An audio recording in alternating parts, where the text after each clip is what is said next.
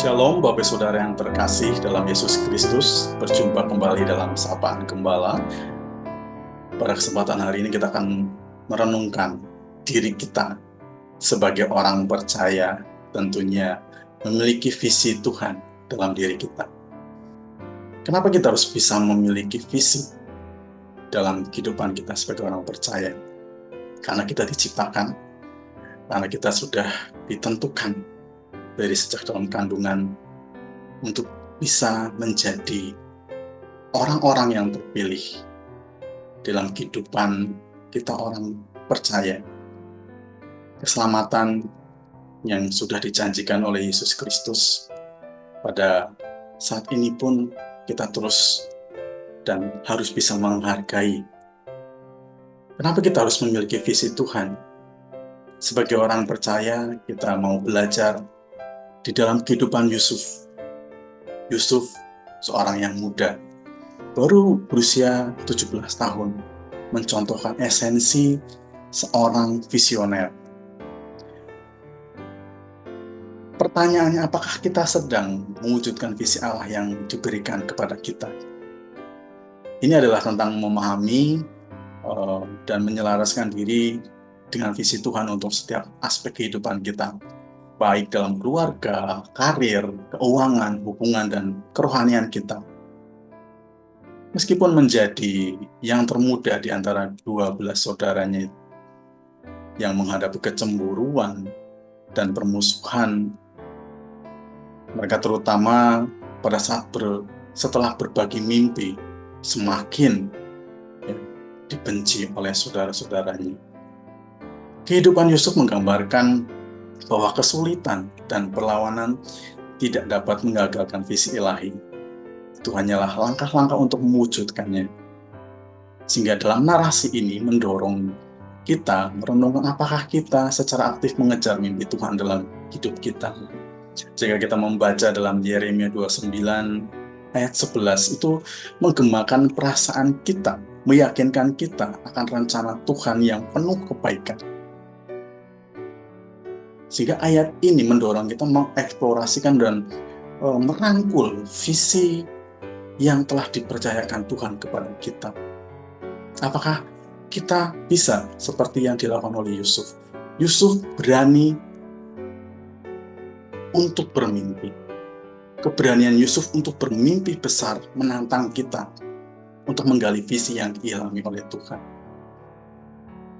Alkitab memberikan cetak biru dasar untuk mimpi yang mencakup berbagai bidang kehidupan, seperti iman, hubungan, dan pertumbuhan pribadi. Mungkin kegagalan di masa lalu atau perasaan tidak penting atau kita merasa tidak ada artinya. Marilah kita berani bermimpi bersama Tuhan. Niscaya Tuhan pasti akan memberikan mimpi yang terbaik dalam kehidupan kita. Ada keberanian dan kita pun bisa memperjelas visi kita. Yusuf tidak hanya bermimpi, tetapi juga mengartikulasikan visinya menjadi contoh buat kita. Mendefinisikan, menentukan tanggal merinci dan menentukan tenggat waktu rencana Tuhan buat mimpi-mimpi kita, impian kita. Ya, ini melibatkan penetapan tujuan yang nyata dan rencana yang dapat ditindaklanjuti, digarisbawahi dengan adanya pengabdian dan doa bagi kita setiap hari.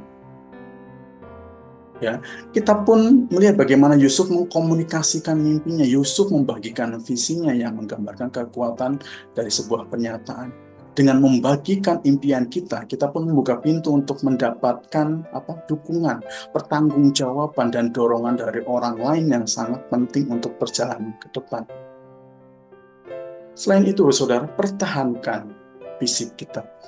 Ketangguhan Yusuf dalam menghadapi cobaan menggarisbawahi pentingnya mempertahankan impian dan segala bentuk pencegahan dapat dilalui. Ya, ini melibatkan iman yang tangguh, integritas, pengampunan, dan komitmen untuk memberi pengaruh saat kita menghadapi tantangan.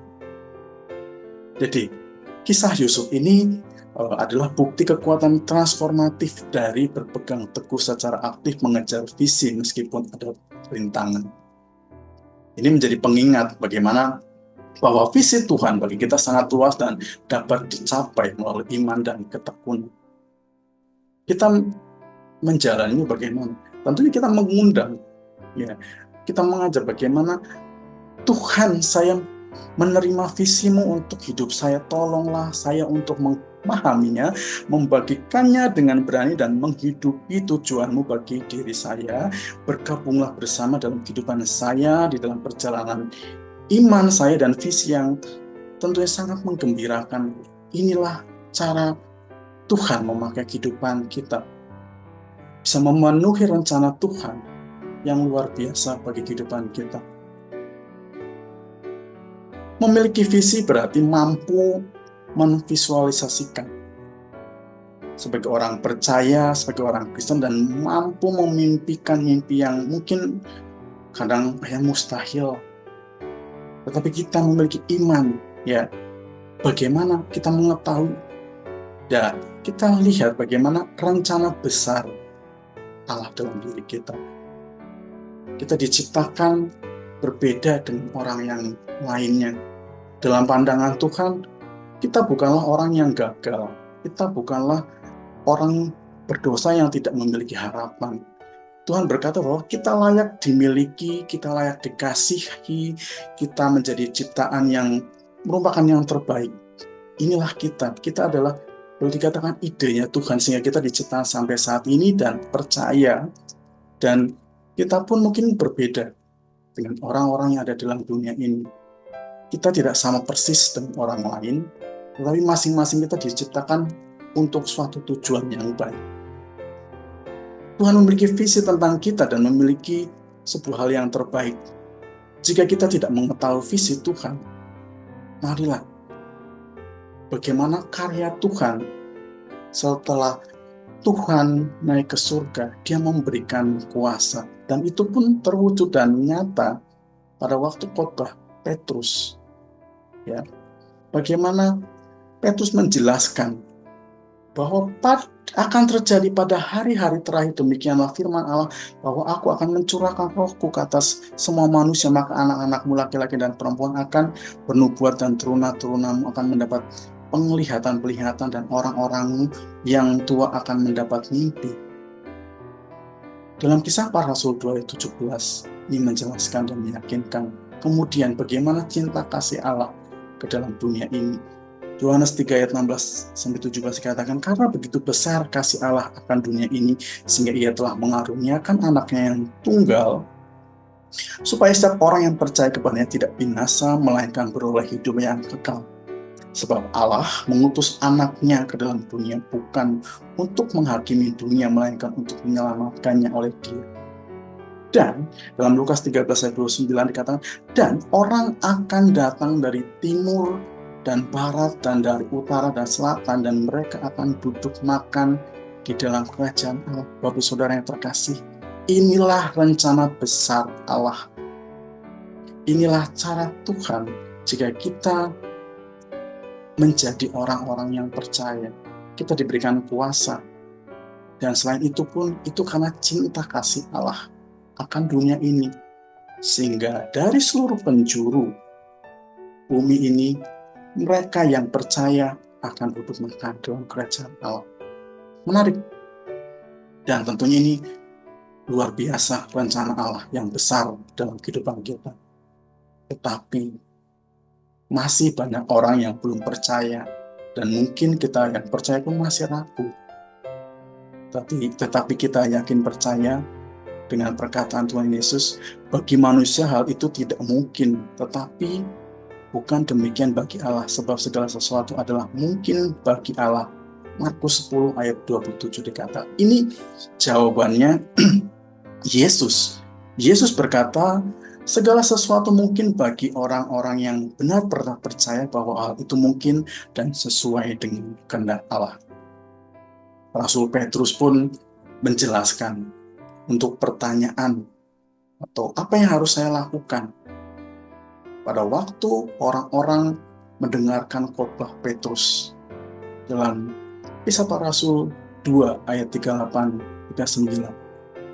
Jawab Petrus kepada mereka, Petrus menguraikan proses langkah-langkah untuk mulai memenuhi visi Allah untuk kita.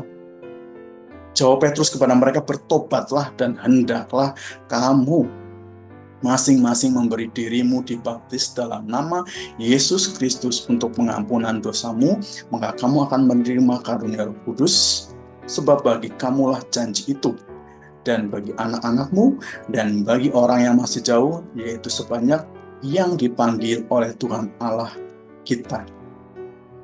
Kristus kemudian mulai hidup di dalam kita sebagai orang-orang yang percaya dan berdiamnya Roh Kudus di dalam diri kita.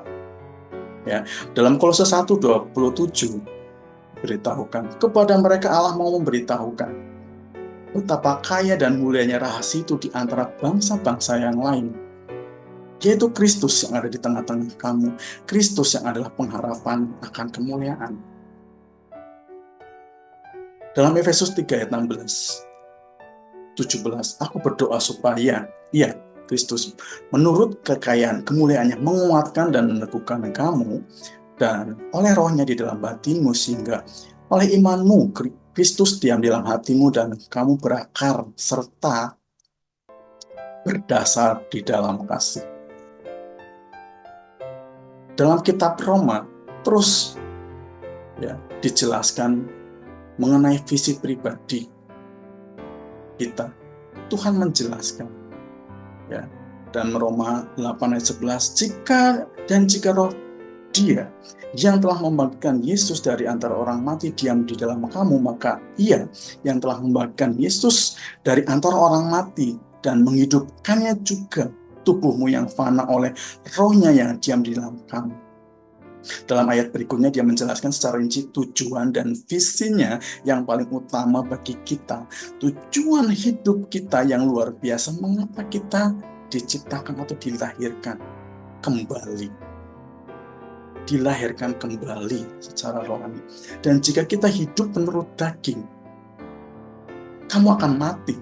Tetapi jika roh kamu mematikan perbuatan-perbuatan tubuhmu, kamu akan hidup. Semua orang yang dipimpin roh Allah adalah anak Allah. Roma 8:13-14. Sulit dipercaya, tapi benar adanya demikian, saudara. Kita diciptakan oleh Sang Pencipta menjadi anak-anaknya dan menjadi keluarganya sampai kita menjadi ahli warisnya. Dalam Roma 8:16 ayat 17 dikatakan roh itu bersaksi bersama-sama dengan roh kita bahwa kita adalah anak-anak Allah. Dan jika kita adalah anak, maka kita juga ada ahli waris.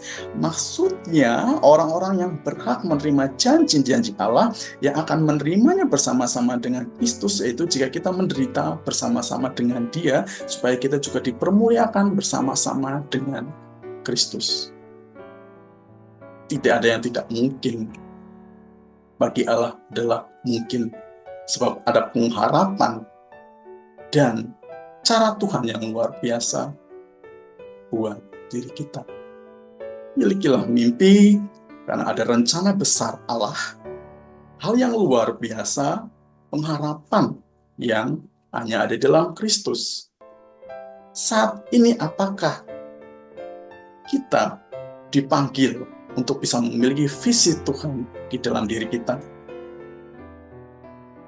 Pertanyaannya, maukah kita bertindak jika kita pun bisa menjadi bagian dalam keluarga Allah, menjadi anak-anaknya, menjadi hambanya yang mau melakukan setiap perintahnya.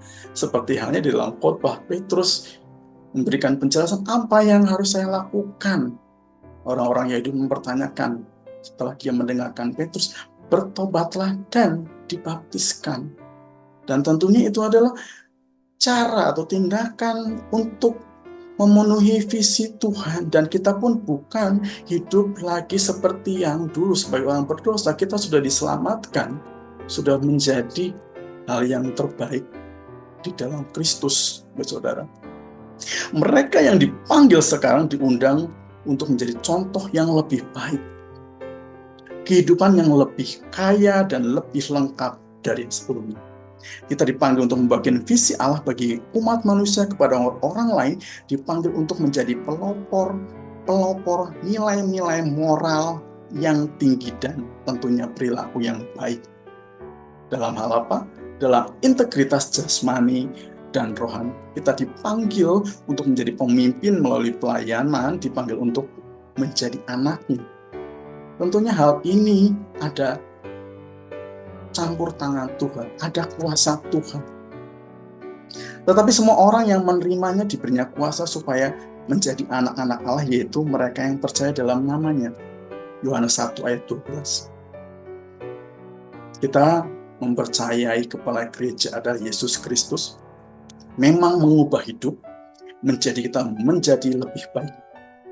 Orang-orang Kristen mempercayai ada sebuah perubahan, ada sebuah peralihan, di mana kita sebagai orang percaya menjadi orang yang sudah dibeli dan dibayar lunas dengan kematian dan darah Kristus. Kita telah diundang secara luar biasa oleh Tuhan untuk bergabung di dalam visinya, tentunya bagi umat manusia dalam dunia ini. Dalam baptisan kita membuat perjanjian dengannya dan sepenuhnya mendedikasikan hidup kita untuk tujuannya bagi kita, tujuan Allah bagi kita. Tentunya perlu ada kerendahan hati. Makanya Tuhan Yesus pun berkata dalam Matius 20:26-28, tidaklah demikian di antara kamu, barang siapa ingin menjadi besar di antara kamu, hendaklah ia menjadi pelayanmu, dan barang siapa ingin menjadi terkemuka di antara kamu, hendaklah ia menjadi hambamu, sama seperti anak manusia datang bukan untuk dilayani, melainkan untuk melayani dan untuk memberikan nyawanya menjadi tebusan bagi banyak orang. Mari bersaudara, inilah sebuah pesan yang diberikan oleh Yesus Kristus. Inspirasi dari kisah Yusuf ini, dia memiliki mimpi yang besar, tentunya ada campur tangan Tuhan, bahwa Yusuf pun diberikan visi yang besar di dalam hidupnya. Kita pun pasti diberikan visi yang besar di dalam kehidupan kita. Tidak ada yang tidak mungkin, tidak ada yang mustahil bagi Allah untuk melakukan semuanya itu. Ada rencana besar jika kita pun mau memberikan. Ya, tidak ada yang tidak mungkin di dalam Kristus, pengharapan yang luar biasa, yang besar. Oleh sebab itu, Bapak Saudara yang terkasih, dalam perenungan hari ini, ialah masih ada kehidupan, masih ada waktu, marilah kita pun memberikan yang terbaik. Roma 12 ayat 1 mengingatkan kita, karena itu saudara-saudara, demi kemurahan Allah aku menasihatkan kamu supaya kamu mempersembahkan tubuhmu sebagai persembahan yang hidup, yang kudus, yang berkenan kepada Allah, itu adalah ibadahmu yang sejati. Oleh sebab itu, Bapak Saudara yang terkasih, dimanapun Anda berada, setiap hari, marilah kita menjadi pribadi-pribadi yang baik. Pribadi-pribadi yang mencontohkan baik secara moral dan perilaku yang terbaik. Melakukan yang terbaik dalam kehidupan kita dengan apa yang harus kita lakukan untuk kemuliaan Tuhan. Beritakanlah Injil, tidak ragu lagi bahwa kasih kuasa Roh Kudus senantiasa menyertai kita dimanapun Bapak Ibu Saudara berada. Sampai saat ini Tuhan tetap beserta kita, menyertai kita, memberitakan Injil. Bagaimana Injil harus diberitakan dan visi Tuhan di dalam diri kita. Percayalah, hidup kita yang sudah ditebus tentunya ada sebuah rencana yang besar. Marilah kita mewujudkan rencana tersebut. Marilah kita mewujudkan visi seperti halnya Yusuf sudah melewati setiap tantangan di dalam kehidupannya. Dan tentunya ini sangat menginspirasi. Yesus senantiasa menyertai kita sekalian. Mari kita berdoa. Bapa di surga, terima kasih bagaimana Engkau sungguh luar biasa memakai kehidupan Yusuf, memiliki keberanian untuk bermimpi.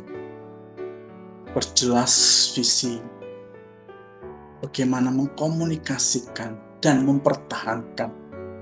Kami rindu Engkau memakai kami, seluruh orang percaya yang mendengarkan kebenaran firman Tuhan pada saat ini.